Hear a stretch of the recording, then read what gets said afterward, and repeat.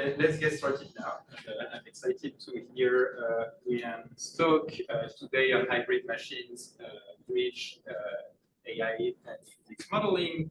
So Wuyang is an assistant professor at SFU, so a pretty close neighbor, working at the intersection of AI and physics approaches. He's published with a lot of top AI conferences that you've heard of. He was a postdoc at Berkeley before joining SFU, and before that he did his PhD at Austin, and he's received a bunch of distinctions that I'll let you look up on his talk bio if you're interested, because for now I want to get right into it and hear what Wuyang has tell us today. So please take it away and welcome first. Maybe a round of applause. Thanks for the introduction, something like that. Actually, it's the first time I had to visit. So I joined last year. So it's starting my second year. So the weather is not good, but I appreciate that many people come here to attend. So this is the first time I've been here, but two of my students. So today, my topic is about building how to build hybrid machine learning models that can try to build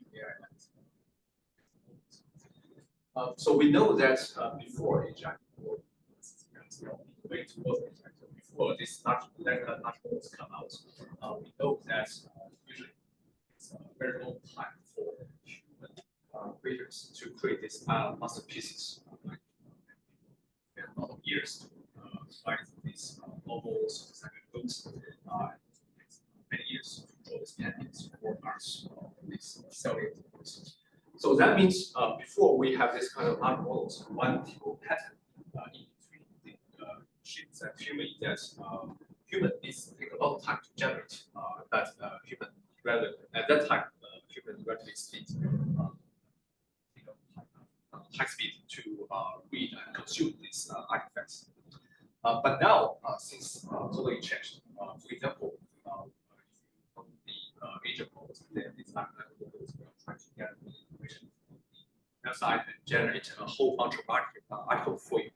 And I'm not sure if this happened to you, but at least it happened to me that when I throw a topic to the agent mode and it generates a long article and I get to sleep and never get time to read the article again. So it's just 5 minutes sleep in the folder.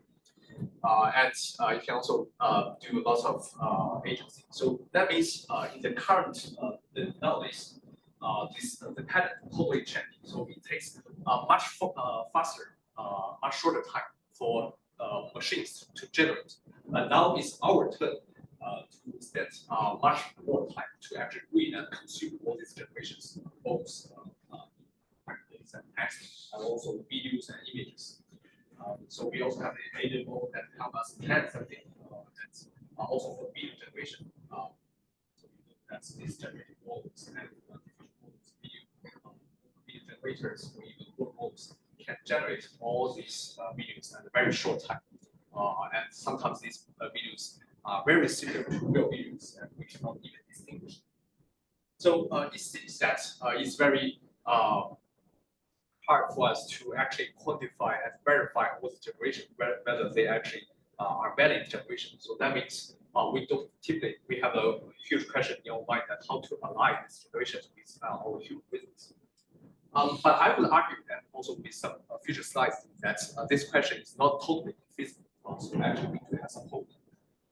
The hope roots in that if we carefully verify and look into these details in their generations, we do find something that we can actually work with. So for example, if you look at into some text generations, there are some codes or equations that we should force them to follow our rules or some constraints. So that means this code or equations are something important. And for some components in the videos, actually not everything that are totally feasible. So for example, if you look at the background of this video, actually there are oceans, there are fluids. So systems. And even some generations of this free form, it should be very easy compared with other complex videos. This free form is still a not finished task for these video generators. So compared with this is ground truth that these generations from the same starting point that is generated frames in the future steps. So even this free form cannot be physically generated by this video generators. So that means we are not facing a totally infeasible problem. There are some cases we can actually. So from these examples, we can start getting some intuitions how we could step by step focus this problem into the constraint into areas that we can work with. So that means one intuition is that for the kind of RPs among these generations, such as models, appendix, we actually have a very high tolerance. We actually welcome these kind of imaginary generations. But it is those parts, especially those generations that may contradict our common sense. For those generations, we should pay special care, and especially those areas that cause rigorous analysis or even special problems or engineering problems. We don't have we have very low tolerance. Hopefully, we must guarantee that there's absolutely 100% of premise in these generations. So that means the question of how to align generations with human reasoning as the first step, we should align generations with human common sense. And when we take further step about where our common sense coming from, or where our common sense is rooted in, so I think one very intuitive answer is that our human common sense is actually rooted, and we learn it from. So we perceive it, and actually our eyes and our organs are sensors of God, and then we reason and understand our physical. So that means our human common sense is coming from our physical. So connecting these two dots, that means from a high level speaking, of course, to align this generation with human reasoning, we actually need to make generation models align with our physical models. So that's how we gradually connect these AI models with some things that we can first step by step make it concrete. So it's about physical model. And then if we further analyze the physical modeling, typically we have two ways to analyze the physics model. Usually this physical modeling will involve having all these scientific tools where human take decades to build these softwares. So there are typically two ways. One is called the so-called symbolic model, where we mostly use the logic solvers like the code operations of theories to verify these results. Another type of features of strategy is that we take the work model of installations, such as fluid dynamics. However, compared with these two types of physical models, for the AI part, we know that it's mostly data-driven models. So one way is that, or a straightforward way, or naive way, is that we still take the data-driven methods. So basically, we collect a lot of data from this physical world and embed this knowledge from this data with some regulations with actual losses. But in this talk, I would argue that we should take a more advanced way. So basically, to try to build a type of models. I will explain more details in the next slide. But the key idea is that we don't want to totally abandon this scientific tools. We want to heavily leverage them and teach the AI models to how to integrate and be compatible with these scientific tools. So that's how we turn this hybrid model. So basically, the knowledge is not directly embed this data-driven model characters, but it should learn how to leverage the tool to more rigorously solve this problem. So I mentioned that there are two methods we do for the physical modeling.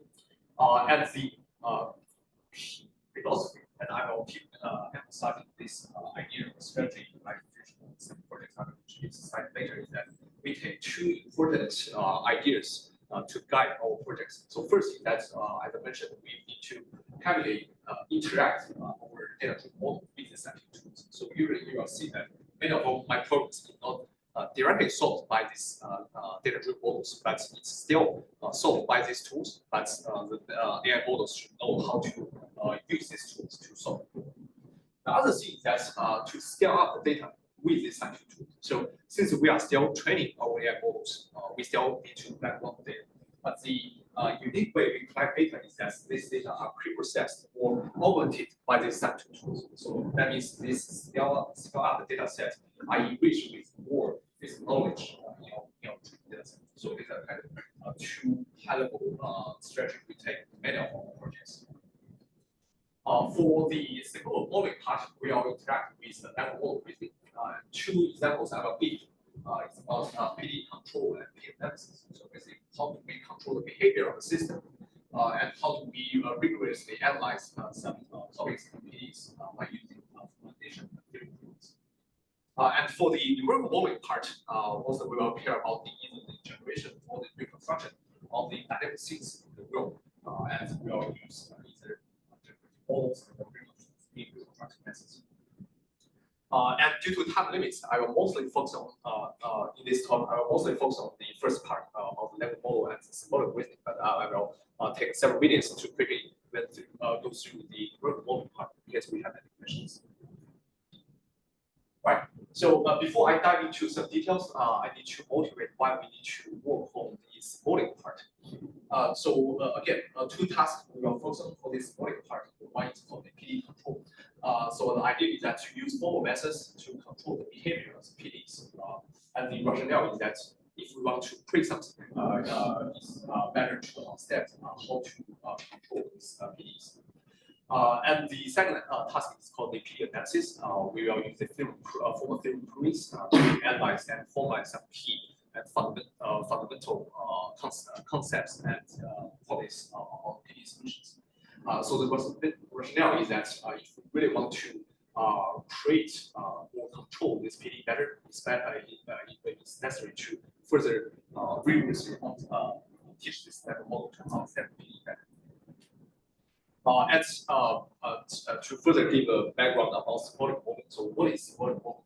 Usually we need to reason about the solution of the problems using code, some domains of problems. And this code will be compiled and run in some logic solvers, such as provers or some set solvers, something like that. And one probably many people heard of is that there's an important domain in AI formats, and some important contributions from the industry, like the geometry, where we formalize the nature level problems into codes, and either use network model and use some solvers to solve these geometry problems. Or there are some theorem proving models, such as that can do some analysis, benchmark math problems, do the formalization and give the formal proofs. So this is the addition of this modeling that we will focus on. And why do we need symbolic modeling? So the first and very obvious reason is that it is verifiable. So these solvers can give us the correctness of either the proofs or the solutions. And I think another important reason is that using the symbolic modeling, human is not totally asleep or avoided, but human can still both read and write and interact with these solvers or network models. So that means human can still interact or actively participate in the whole process. So I think that's also another important. And two bottlenecks you will see that I will explain in the next few slides that we care about two fundamental questions. So first is that if we can replace manual efforts with network, so that's the question. The other one is that can we do something further? Can we improve what human can do? Can we outperform human performance? So that is, if we can leverage the reasoning part by the network model, can network model outperform human instead of just naively and straightforwardly do whatever human can do? So that's two key methods that we model that. Right. So the first part is about the PD control, and it's about this SML work of the PD controller using network model for formalization and reasoning of PDs. So we know that the partial differential equations models many fundamental physics dynamics, and that means if there are some ways for us to control the behavior of the solutions by injecting some external forces, that means we can further control the physical behaviors of the whole system, which is very important. To give some intuitive examples, for example, we can focus on the heat equation or wave equation. So the heat equation ideally is to control the temperature, the dynamics of the temperature or the energy spread in this in a certain domain, spatial-wise and temporal-wise. For example, if we place an AC in the room, how do we control the power of the AC so that the temperature, the distribution of the temperature can satisfy our constraints both spatially and basically that means we need to control the power of this AC so that we can control the so that is what the heat equation is concerned. And more formally, for example, a human can give a question saying that we want the temperature between x1 and x2 must fall within this certain range. So that's a kind of definition for the problem. It's what the heat problem. And similarly, for the wave equation, which governs how the wave propagates within the spatial temporal, just like the sound is propagating to the near. And similarly, we can define that the section between x1 and x2 must either stretch or compressed according to some constraints. So that's also a possible definition. And for the final solution, actually we can have two kinds of visualizations. So first, this is the system behavior. This black curve is how the system behavior will change or evolve for the spatial domain. So this is the one spatial domain, and the temporal domain is the animation. I show this animation. And these colorful bars are linear constraints we want to satisfy in a certain spatial and temporal. So we cannot show the here, but typically these constraints are not applied on the whole temporal domain, but within a certain temporal. So basically, we want to make sure that, say, the displacement for this wave equation should satisfy these constraints within a certain spatial temporal. At the bottom is the magnitude or stress of the force we want to apply on one end of the material. And you can see that by changing the magnitude of the stress, this force, we can further control the behavior of the system. So that's how we couple this. Actually, the solution we want to solve for this control problem versus the solution of the PD system. This will also be on test net. So traditionally, how people solve this problem by many efforts. So first, scientists and engineers definitely need to define the problems and also the specifications or constraints because it's essentially we need to serve the human needs. So the human to define the problem. And then the start of the manual efforts. First is that we will need to discretize and formalize the PD constraint problems into an organization problem. Basically, always the discrete FPs in a linear system associated with each spatial temporal risk, and we need to use the iteration method or the sparse solvers to solve this linear system. And usually, this to solve this problem, people need to install some code and some solvers. So basically, people need to further write this formalized constraint organization problem into code and one type of the external organization solver to solve. So in our context, just a reminder of the two core that I mentioned previously. That first, we want to see if that model takes human efforts. That model can help people formalize this problem, and then further write arbitrary code. So that's this code can call the actual solver to solve this problem. So it's the basic needs we introduce that code. And I mentioned before that one more question beyond this naive solution is that we want to see if that model can use reasoning to solve this problem better than not before. So that's more important than interesting question in the solution. Right. So our work has two parts. So first is the auto-formalization and program synthesis, which is the baseline we want to achieve. And I'll talk about the reasoning in the next part. So with the auto-formalization and program synthesis, the whole pipeline solution is quite straightforward. So we start from the data where human define the informal problem with natural language with some instructions and problems. So we build some different level models. So the translator level model will do the formalization translate the constraints from this nature language into a kind of domain-specific language called the signal temporal logic.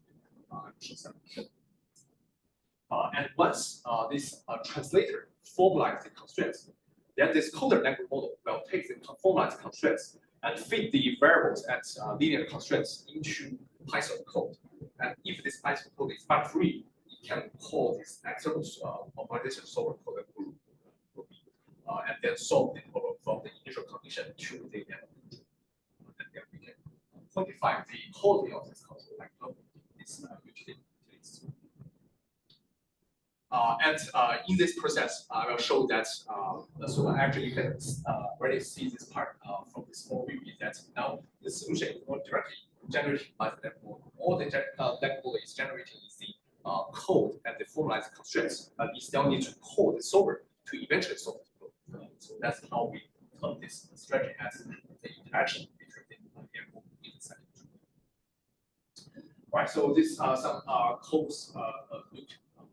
From this informal problem-defined in nature language, say we want the language model to so this is a nature language description of the PDs and the constraint problems. And please formalize this nature language into spatial temporal logic with the text.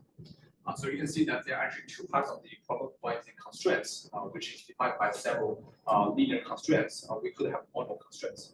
And some system descriptions like the geometry and the initial conditions and what kind of PDs. So the translator will try to extract multiple constraints from this definition and formalize it into a rigorous format using the STL, the signal temporal logic.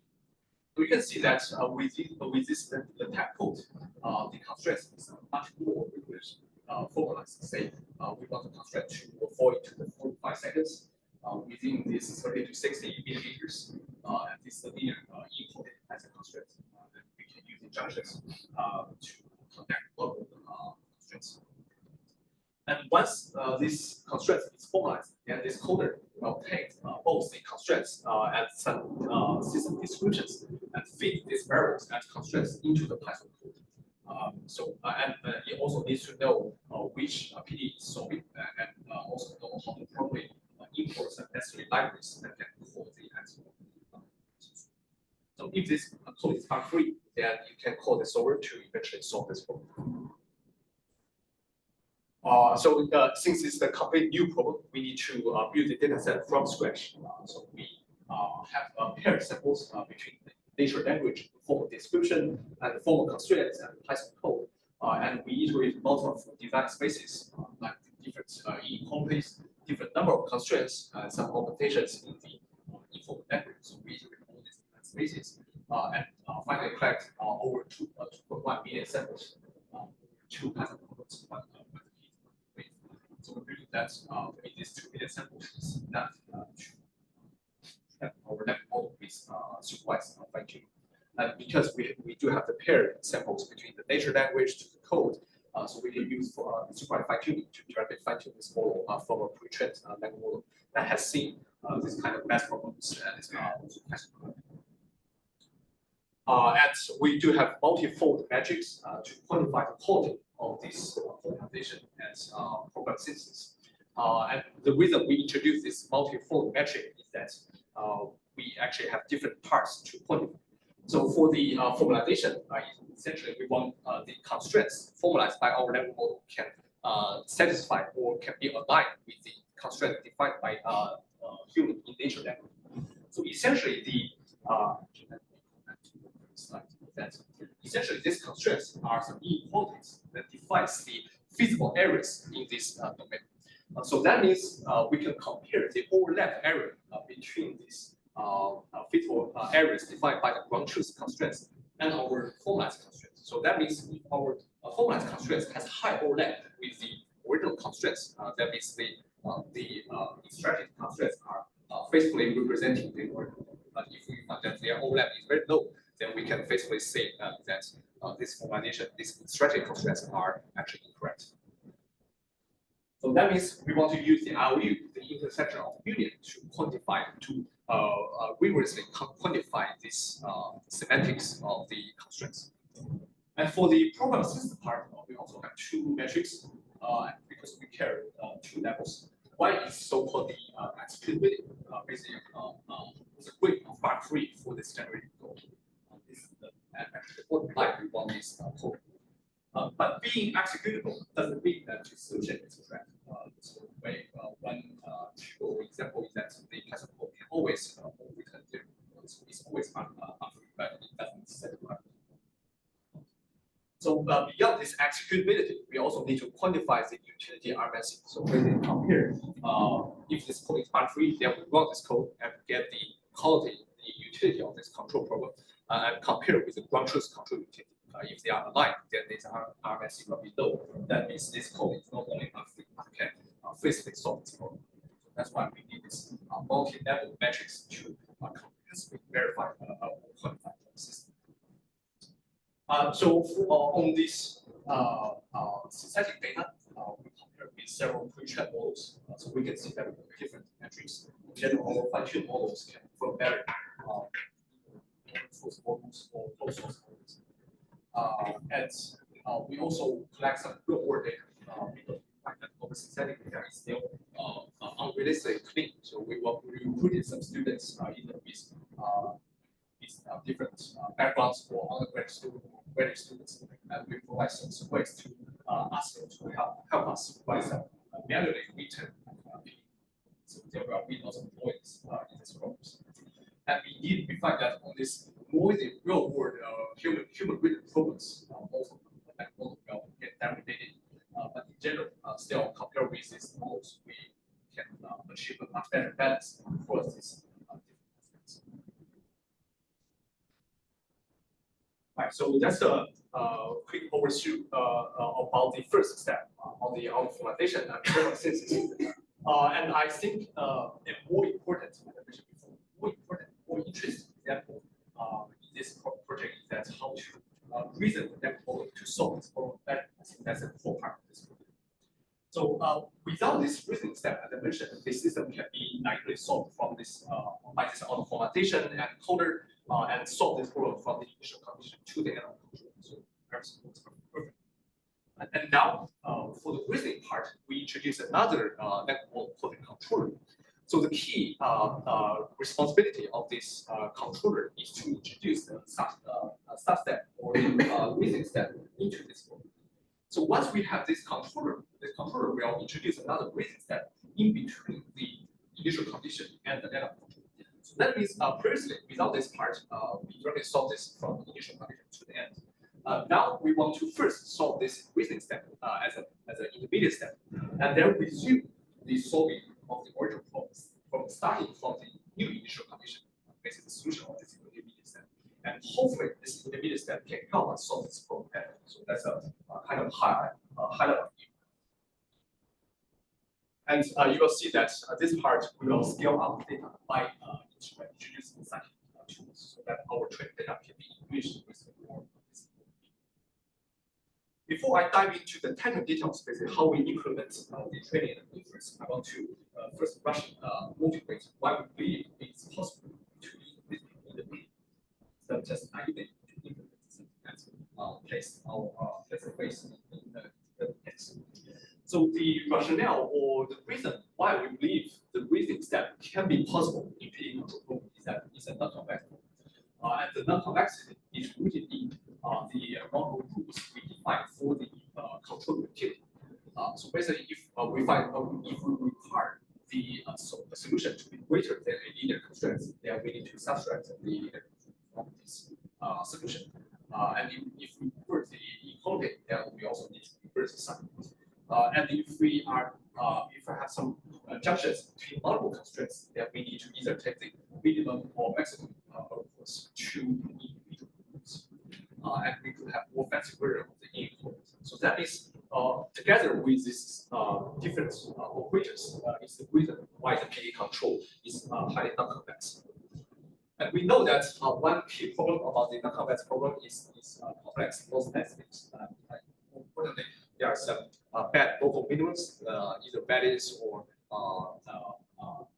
barriers that can stop us to find better local aims.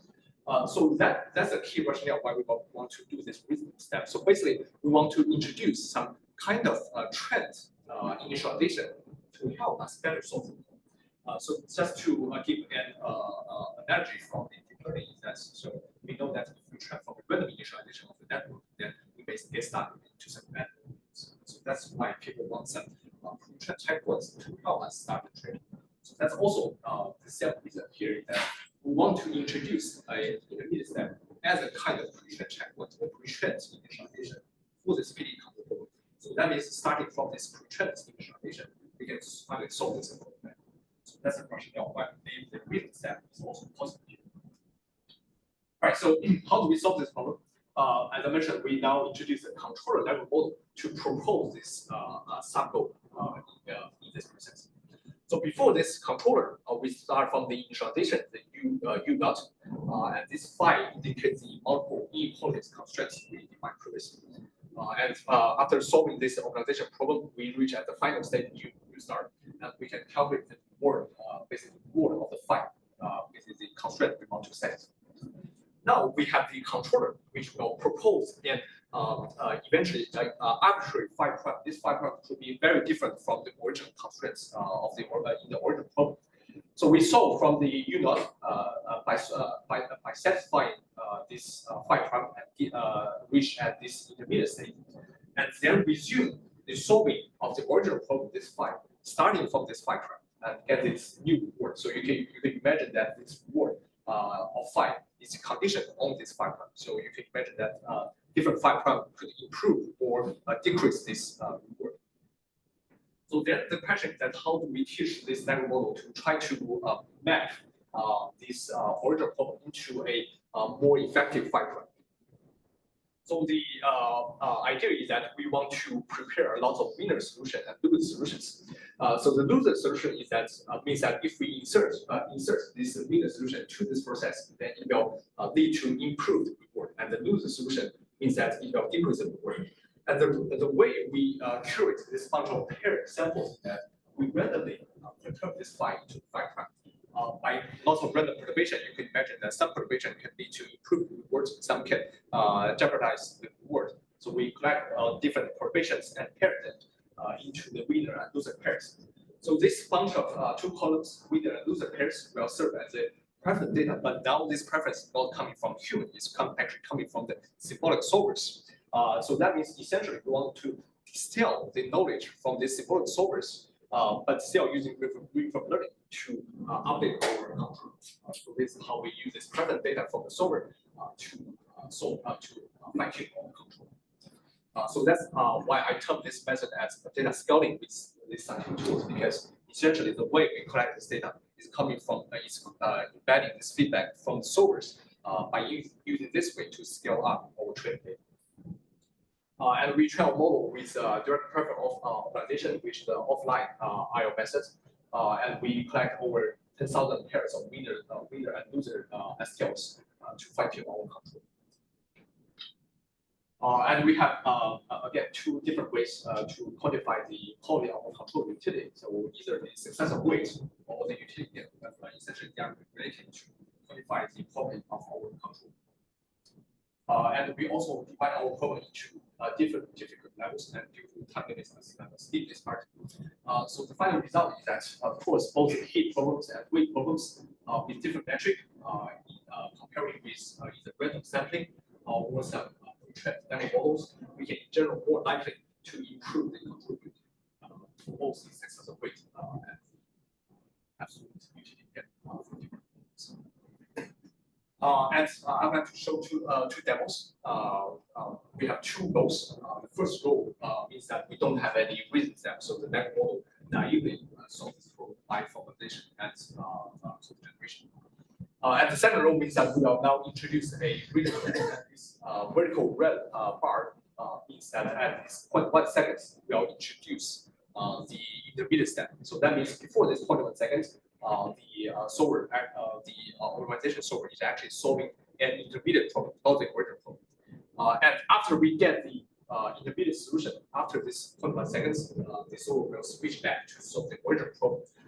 So that means you can see that starting from this different system behavior, the following behavior of this solution will also be different. And we find that after introducing this width step, so it can be improved. So that's usually how this reasoning works. It's a very good question.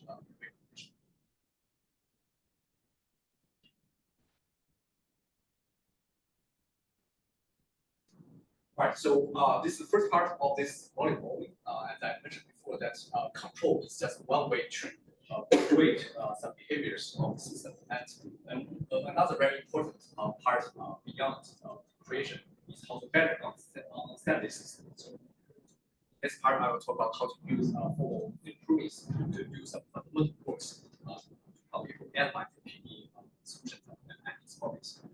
So this part is we prepare the binder and some preliminary formalization of the results from the some PEs.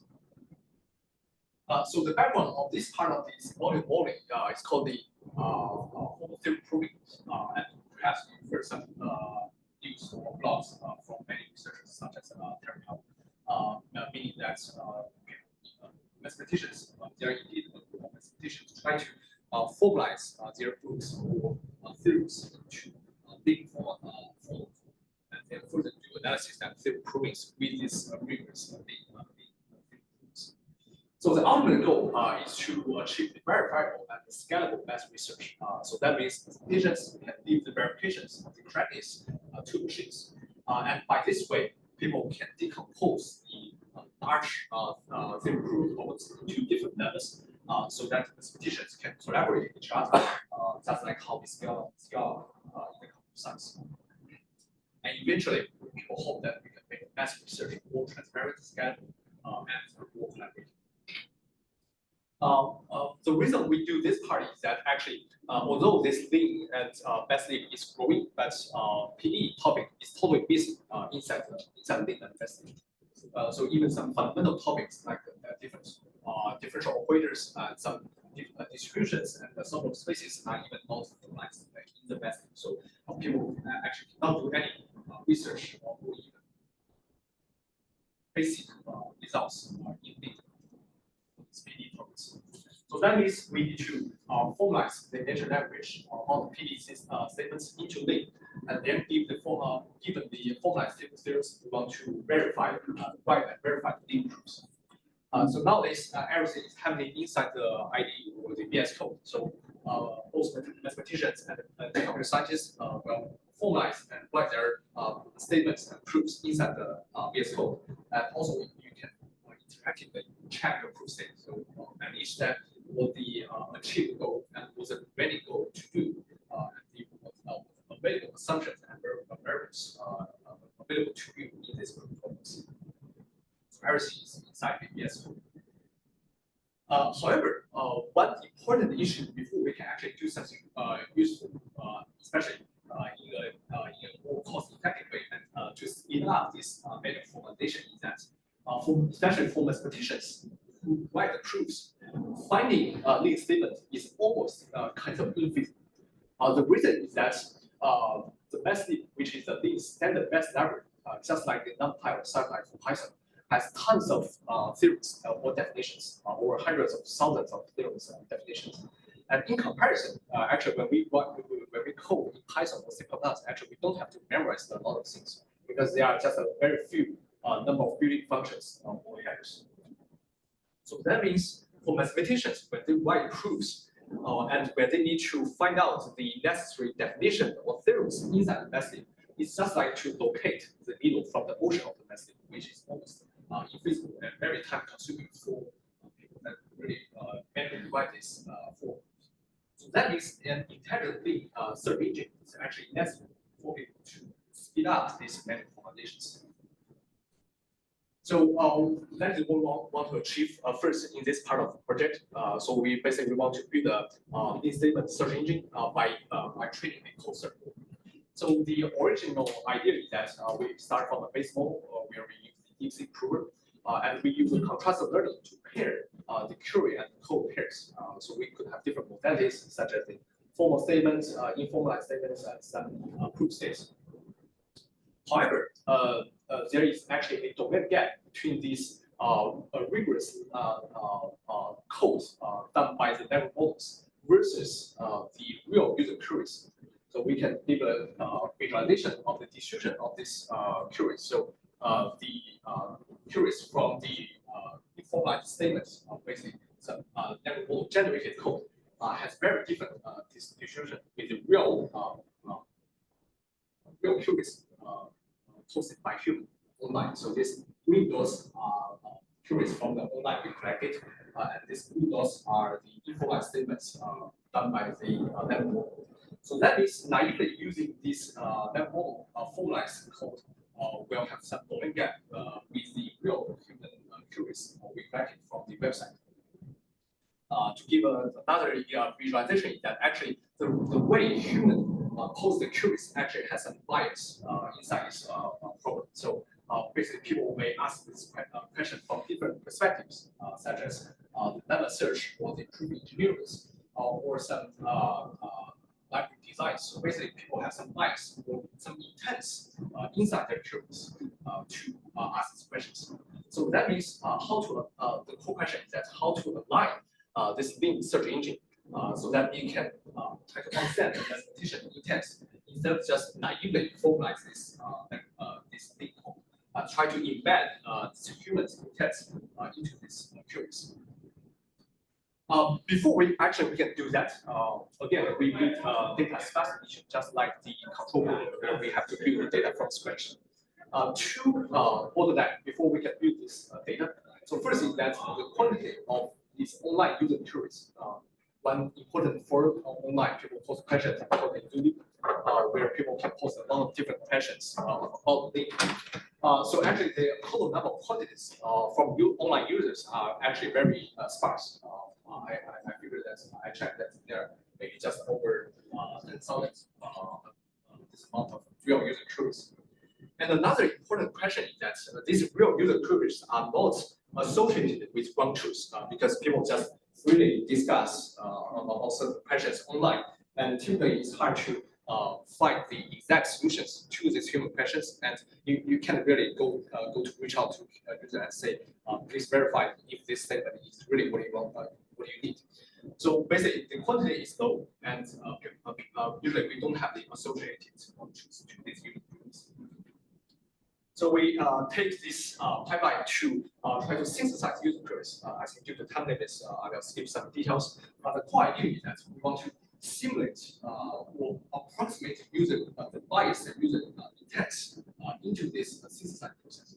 So basically, we leverage this clustered intents raised by the human queries and prompt the network model by asking this question from certain user intents. So that means for each link statement, formal link statement, we also associate with a certain user intent from these 5 categories, so that the network model will know that we want to generate a user query specifically from a certain user intent. So basically, we bias the generation from certain user intents we cluster from the context.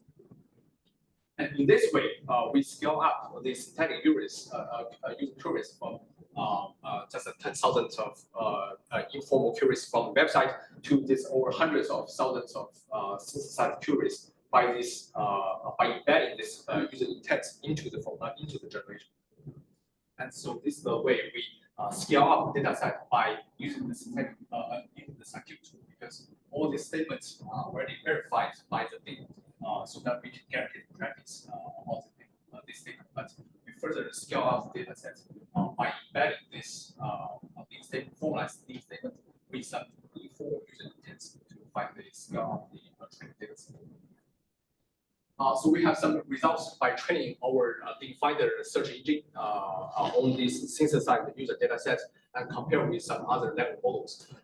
Importantly, we compare with two basesides. One is the GPT models, because nowadays implementation indeed use the GPT model to help them write link code. And also a previous search engine, which called the link search. So we find that on these formalized or informalized or synthetic user queries, we in general perform these 2 models. And we also conducted some real user studies. So basically, we collect a lot of questions and provide retrieval from all these models and as real mathematicians to help us rate their selections. And in general, we find that among the top 3 selections, our link finder ranks the top of all these models. And one interesting question, interesting observations we find from this result is that actually these GPT models cannot do well on this retrieval task. So even we turn on the web search when we post the APIs, still it can not faithfully retrieve this statement from the website. So we hypothesize that there might be 2 reasons. So first is that this GPT models definitely has delayed memories because the checkpoint they get pre-trained, the message will further get updated in months. So this GPT model will get delayed when compared with this latest libraries. And also the GPT models, even with the web search enabled, they will not comprehensively search online search library against this library for you. So you maybe can only very superficially search the website and return you some kind of quick answer from this retrieval. So that's the reason why these powerful generative models can actually fail on this retrieval task. And we can also make our retrieval compatible with some network model provers. So these provers are mostly they are tested on some kind of simplified and constrained toy examples, slightly still different from the real math research. But we can make sure that the link finder can not only benefit humans, but can also benefit machines to become a retrieval tool for these provers. So to integrate with some pre-trained provers, if we equip them with our link finder retrieval, then slightly they can improve their approval rate. And I think at the end of this project, I'd like to highlight one rewarding aspect from this project because I believe that this project is much more beyond a paper, but we actually deliver a kind of product level web service for mathematicians to feel free to use. So we have a web service. We host our network model interface. So we have interface that people can input their queries and some click button to retrieve the relevant statements, and we will retrieve lots of relevant and correct statements for mathematicians. So we do have active users. So in general, we have over 30 requests per day. So that means mathematicians in this math community are actually using all tools. And lots of users from the Fluid forum are giving us positive feedback. So I believe that this rewarding perspective boosts me and my students, so they feel that what they did is not that but they can really use this speed for the whole community. So people can feel useful all the tools don't have to be used. And another rewarding aspect beyond this positive feedback and this daily users is that we can actually leverage this feedback from the mathematicians to further feedback and improve. So basically, we use this mathematicians' preference, both model level and retrieval level, I will explain later, to further using reinforcement learning to update our model. So we can see that we add some upvote and downvote buttons to our retrievals, and we also provide different models. So people can select which from which model or specifically which retrieval they prefer for this retrieval. So that means in this whole loop, we not only train our link finder in this composite learning code search, we also collect both model level and retrieval level preference from real mathematicians, and we learning to train to further find which can further improve our retrieval model in this real world data. So that's how we get these 2 levels of reporting perspective from this project. And by using this link finder, we can do start doing something real to contribute to the P analysis inside this formal math community.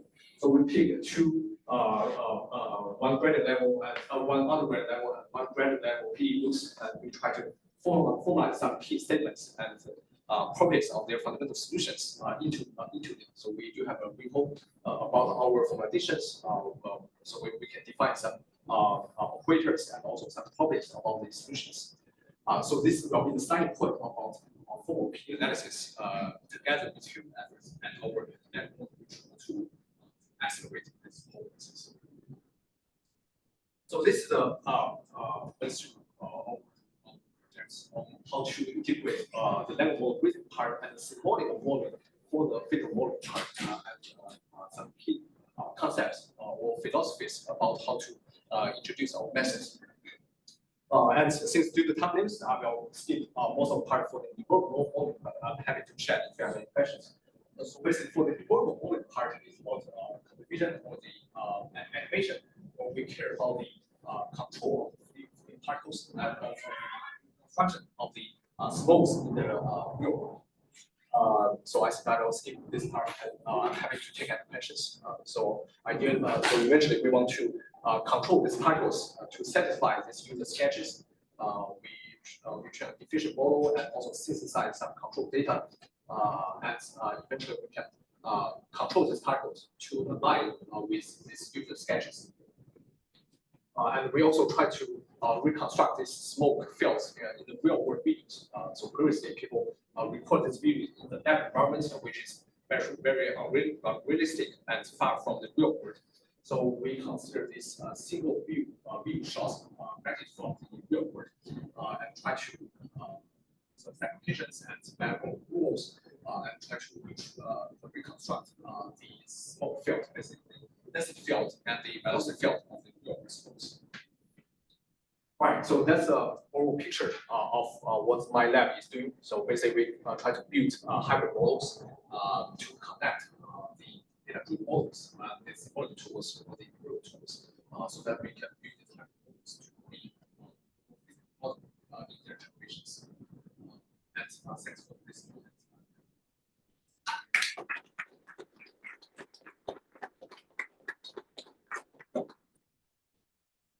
Right, so we have some time for questions. If you need to go, it's close to 11, so don't hesitate to leave if you have commitments after 11. But for everyone who has time, have any questions, now is the good time to.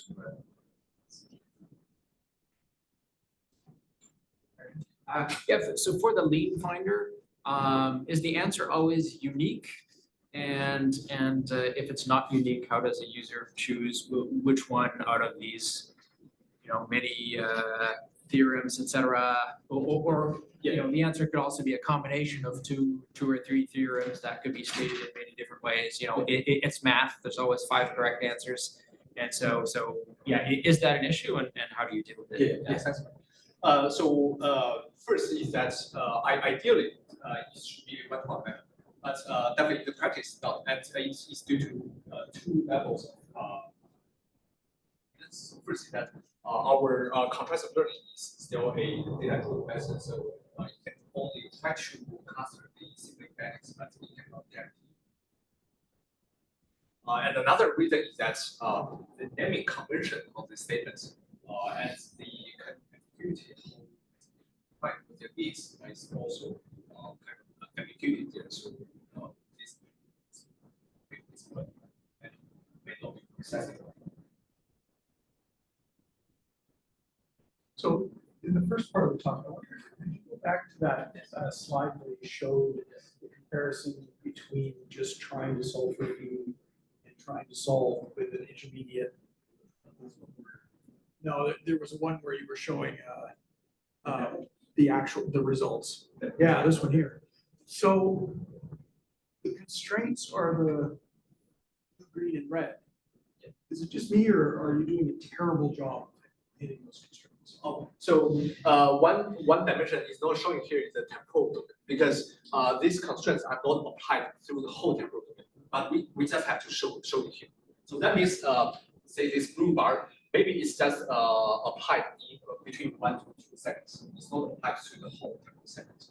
So that means as long as this black curve satisfies this blue bar within 1 to 2 seconds, so that is very satisfying.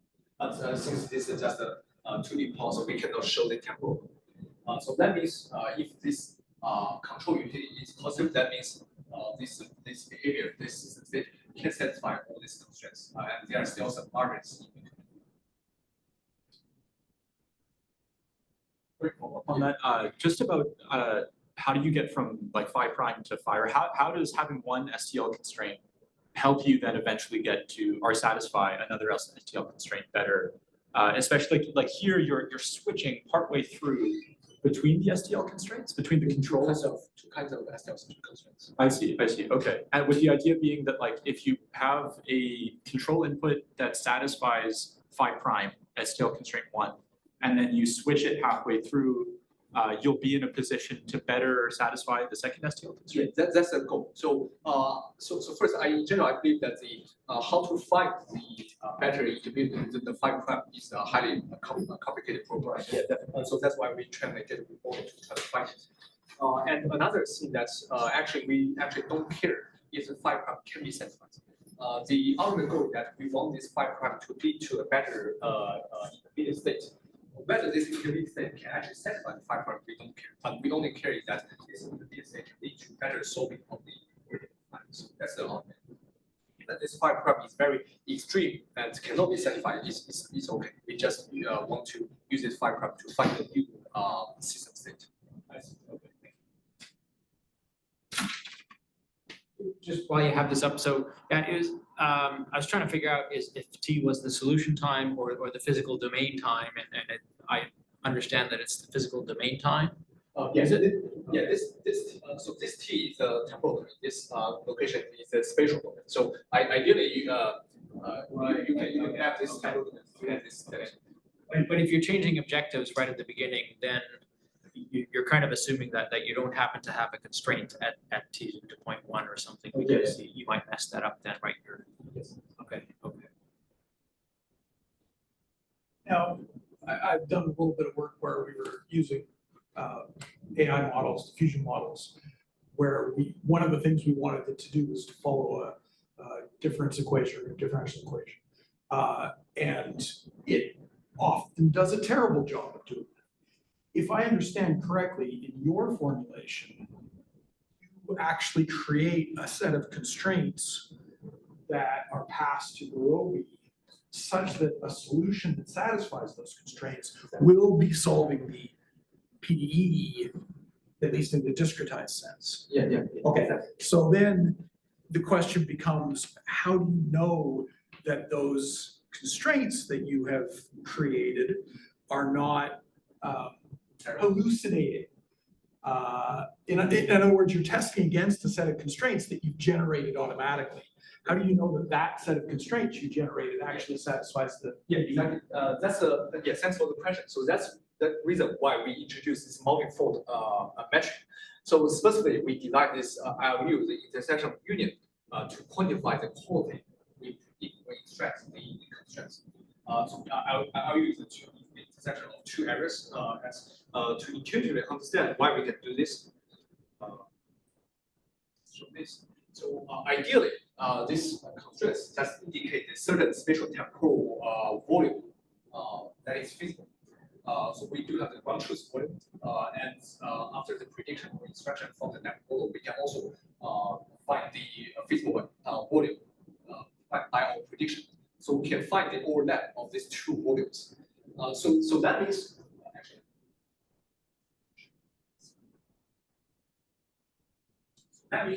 when we quantify the quality of our predicted constraints, we don't care the formats of this formal language. So for example, if we have the junctions among these three, we can just feel free to swap them. It doesn't matter.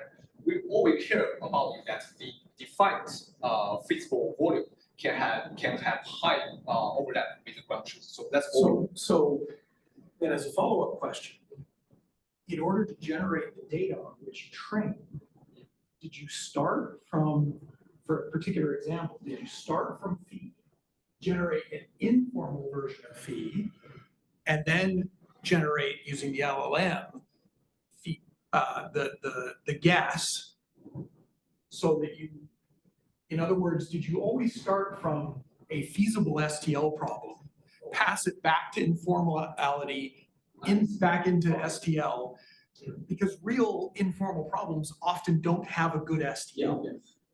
Yeah, thanks for the question. So we always start from feasible problems. So when we prepare the data set, we make sure that before we do this augmentations and the formattation, we make sure that this constraint can be satisfied in a certain sense.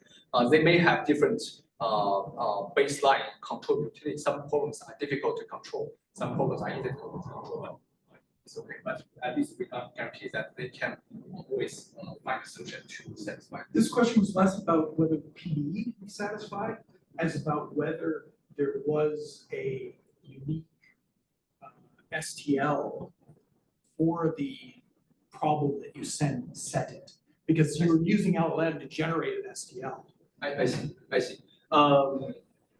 So first, the question is that there shouldn't be a unique mapping from the natural language description and the STL, because as I mentioned, this STL, there could be some equivalent provisions between STL. Say we swap these orders, right? Sure.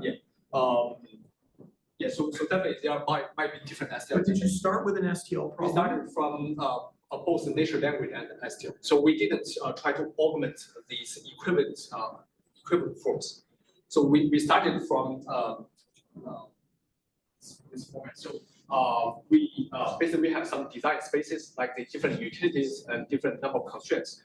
So we started from the natural language and the some STLs, and then we further augment some hyperparameters or encoders in this design space, so we can generate one. But you started from something that was naturally translatable into STL. Yes, we started from some physical problems.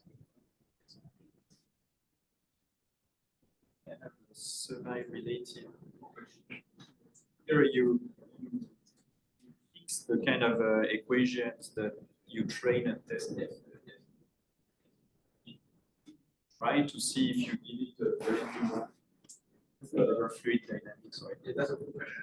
That's perhaps the most widely asked questions. So whether it is feasible depends on our solver. So currently, this solver supports the heat and wave equation, but we didn't implement for control problem of other PDs. So if we implement the solver on other PDs, I think we can further generate data for other problems. But I don't think right now the level model that I have only seen this heat and wave equation can directly generate.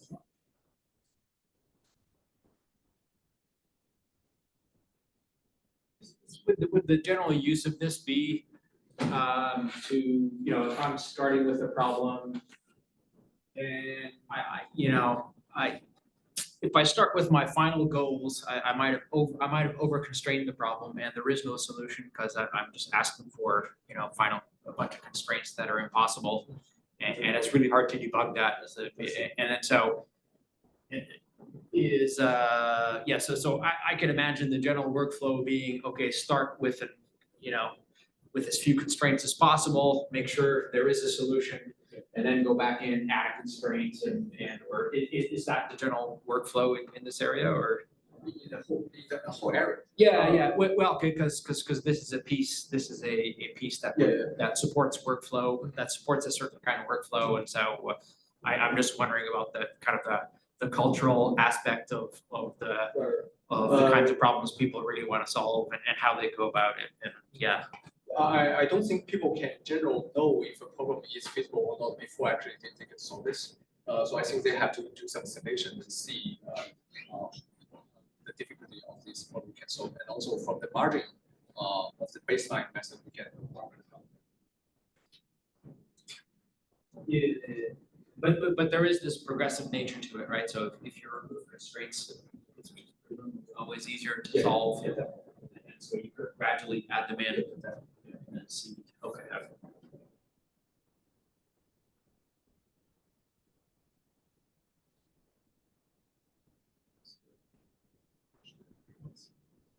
Like your motivation, and now reading is slow and generating is fast.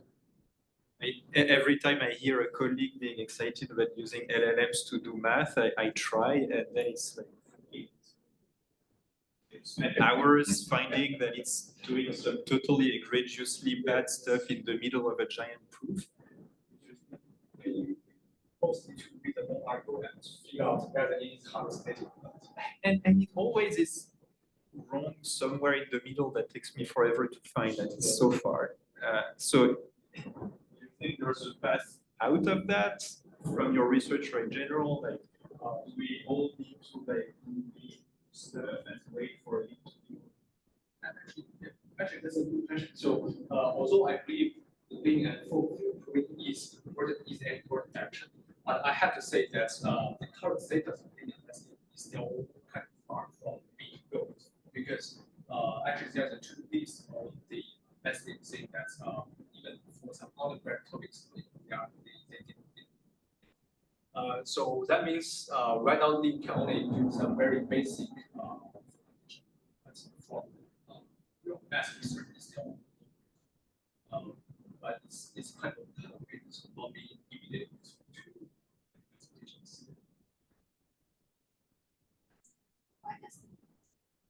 Because actually formalizing theories into it is very time consuming. So it's not that's so that model is definitely one way. We hope that it can become scalable, but right now that model cannot use as real. But to write the code that's good into library is very time consuming. So even for this whole semester, we are looking among students and still will take a whole semester to actually formalize just the those solutions and the topics on the hidden vision. So we can put the whole book to I was kind of reminding about the friction for, let's say, lead finder. It actually finds the right thing right away. But how long do I have to stare at it before I realize, oh, okay, is that the same thing? And like that might, if that takes me half an hour, it's like, oh, it found the right thing. And, so I like lean. I assume reading these formalized proofs is a little bit like learning a new language, and so. I was wondering if you could describe culturally, like how do you get up to speed on that? And how is that unfolding in the math community? I'm just wondering. Actually, that's a very insightful question.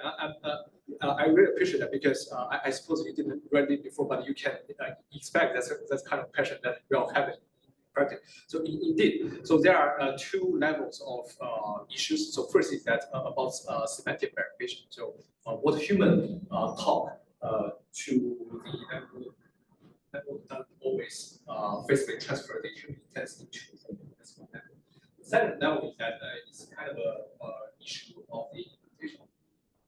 Exactly that it has a naming convention issue. If you find some originally you find that you believe this is the price you want, and later if you format more and more things and go back to see, you find that this duty is not the version you want.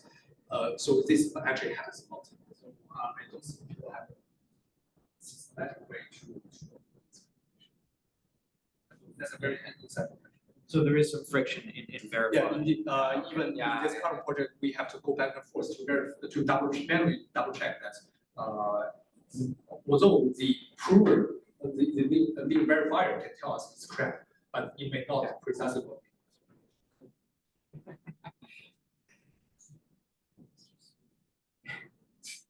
How do you speed up building trust? Yeah. Exactly. How hard could it be?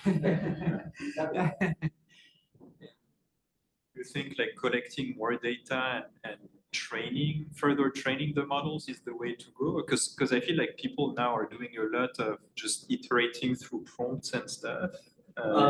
We definitely need to collect more data, but another thing we want to emphasize is that want to clear.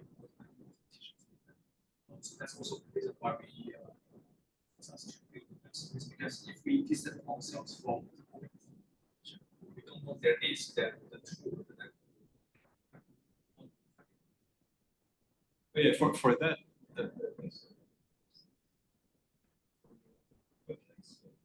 Because every time your approach seems to be kind of like specializing a model by finding.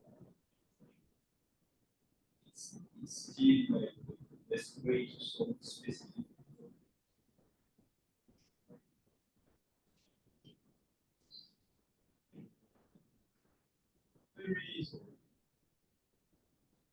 So I wouldn't say there is just one some solution that right now we have also project started with this asking that there are some true source to that's touch the source. So that's Oh yeah, sorry, still in combination of a solver and an LLM, but here you still fine tune the LLM. oh yeah, still, yeah. So that's the part I'm asking. We always need to fine tune that. Yeah. I see. I believe fine tuning is always necessary. Because the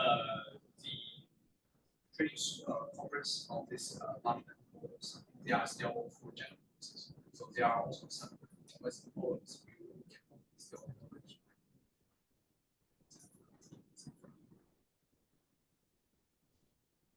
Can I just briefly ask you about that one PDE problem that you have there? Like, you know, my undergrad was in engineering, so like it's missing the specific heat capacity and the conductance of the rod, and so why isn't that in this problem specification?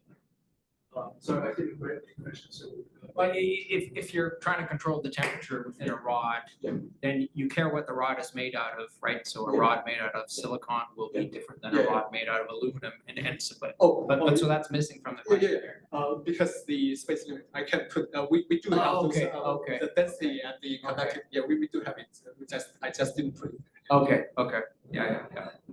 And I guess I mentioned that just because like there's a system identification part that's key to any real problem, and then yeah, I'm wondering if how that might fit into any real problem you want to solve. Yeah, I know. Like I yeah, like that might be a free parameter that you're interested in as well. It's like, okay, like maybe I get to choose my material. So how does that fit into the optimization? Because it's currently the only free variable is the temperature source that you can drive up and down. So first we do have the system properties like the density and the conductivity, and they are also a free variable, actually hyperparameters to change when we open the data set. And so that we also need to extract this density and conductivity. That's also part of it. Oh, okay, and you could choose whether, you could decide whether to make that a free variable or not, or? We include it. So when we generate data, let's see. But you might not both have ways, this. So Oh, I see, okay. spatial random functions and the system properties, they are all hyperparameters. Okay, interesting. Okay, so they could be fixed or they could be free. Yes. Yeah, okay, great, thanks, that's useful. Yeah, thanks. So that's for Yeah, the thanks, next- inspiring, yeah.